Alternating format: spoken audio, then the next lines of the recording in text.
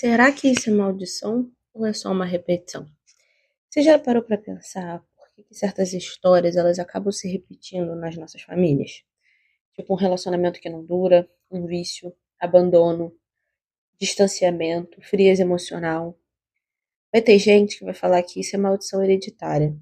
Mas será mesmo que é uma maldição ou é só padrões emocionais repetidos de geração em geração? Na Bíblia, lá em Êxodo, vai falar que os erros dos pais podem alcançar os filhos até a terceira e quarta geração. Muita gente vai dizer que isso é punição, mas já é Deus alertando que aquilo que não é curado é carregado. Então, seus traumas, seus pecados, o silêncio, tudo isso vira uma herança genética. E isso hoje a gente consegue comprovar na ciência que traumas mudam a nossa biologia. A gente vai chamar isso de alteração da expressão genética como epigenética.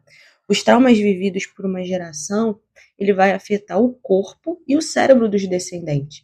O porquê que muitas vezes a gente também fala o quanto que é importante para uma mulher grávida não ter certos tipos de traumas, de estresse, não viver situações complicadas nesse período, porque a partir do momento que ela tem essa vivência, isso deixa uma marca também no feto.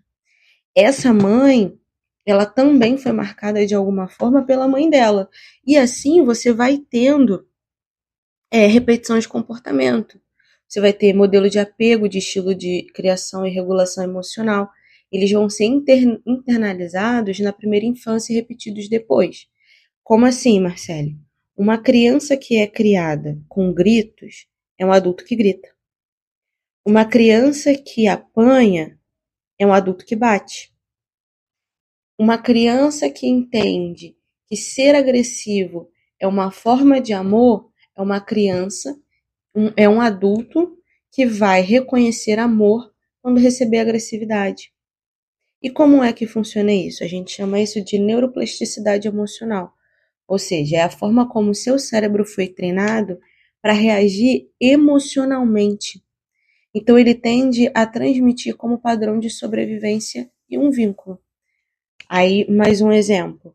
Uma mãe que foi negligenciada emocionalmente, ela pode inconscientemente repetir isso com os filhos, mesmo querendo fazer diferente. E aí a gente tem essa tendência, né, principalmente depois que a gente vira adulto, a gente fala, eu quando tiver filho jamais vou fazer isso. E aí tá você mordendo a língua fazendo isso. Por quê? Porque foi a maneira como você aprendeu.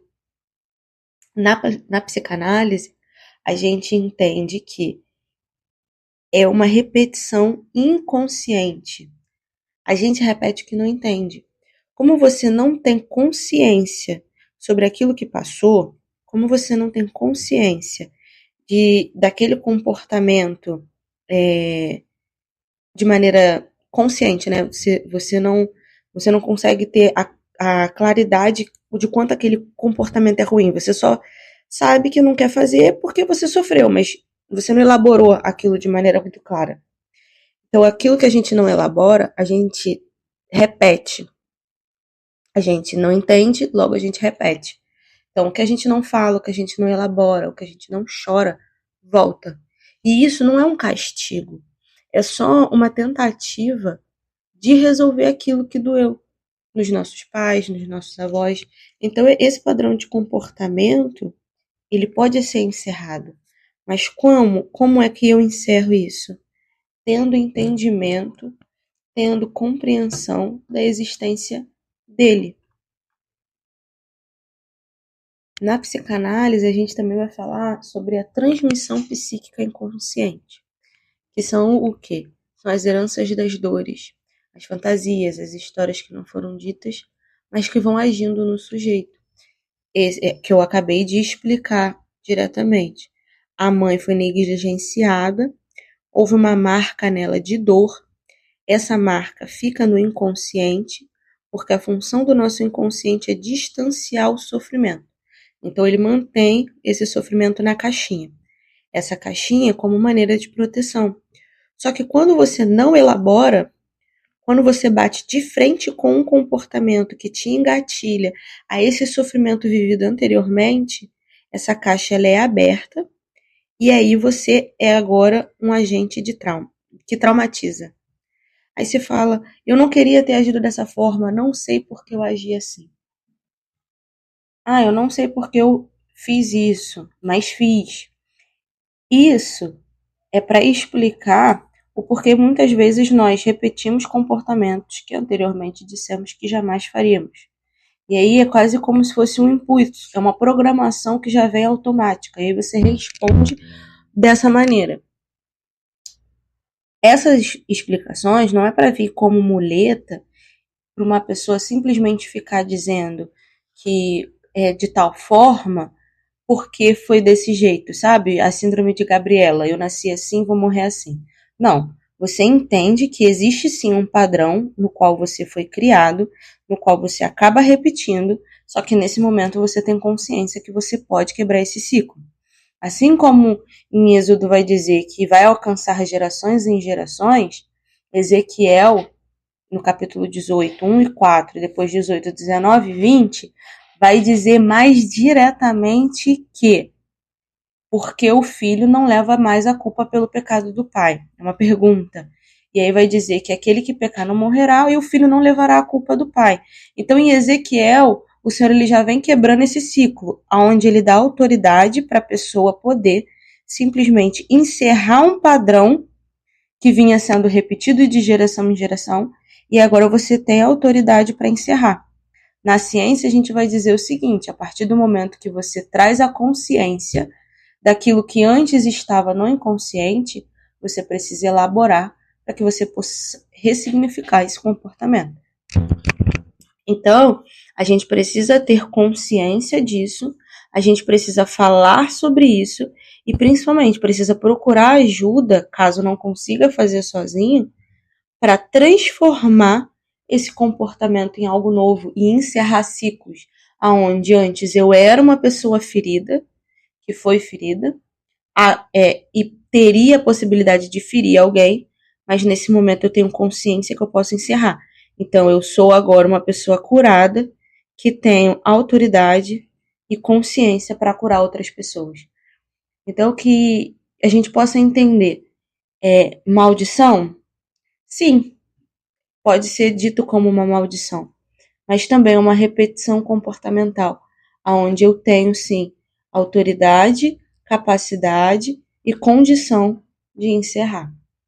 Ah, Marcela, eu não estou conseguindo sozinha.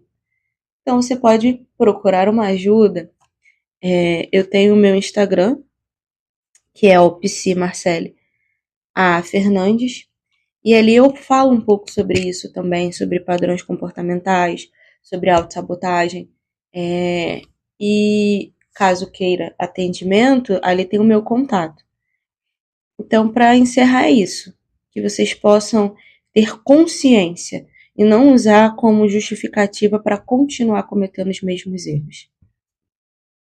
Espero que não tenha ficado confuso, espero que possa ficar claro, né, tudo isso e que ajude de alguma forma a elaboração dessa angústia. E muitas vezes a gente fica por fazer aquilo que a gente não entende por que fez. Tem até um livro que eu vou indicar para vocês que é muito legal, que é o livro que eu gostaria que os meus pais tivessem lido. E fala muito sobre isso, é sobre uma psicóloga contando ali sobre casos, sobre padrões de comportamentos que se repetem, às vezes até inconscientemente. Se você tiver oportunidade, compre esse livro para ler. Ali você entende melhor como funciona essa repetição de comportamento. E muitas vezes a gente nem percebe, só percebe quando dá de frente ali com a criação de um filho, que é quando a gente entra em contato diretamente com a nossa criança, sabe? Eu acho que se tornar pai, se tornar mãe, bate de encontro com essa criança que muitas vezes está ferida e a gente não sabia. E aí no processo de criação a gente descobre porque a gente acaba tendo esses gatilhos, né, no momento ali de educar os nossos filhos. Então, se você tiver a oportunidade de ler esse livro, leia. O livro que eu gostaria que os meus pais tivessem lido. Ele tem a capa laranja e azul. E aí eu termino essa pequena reflexão